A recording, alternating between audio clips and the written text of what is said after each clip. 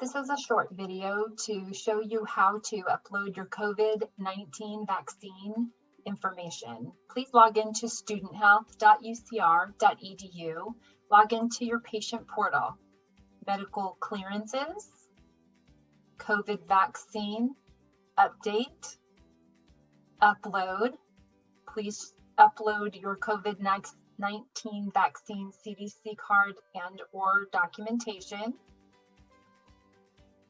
Make sure that it's legible. Enter your dates that are on your card. Make sure you've completed the entire series of your vaccine. Enter the vaccine type that's on your card.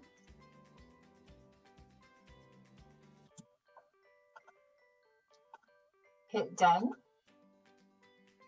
And you can see that it's success and you've completed the process.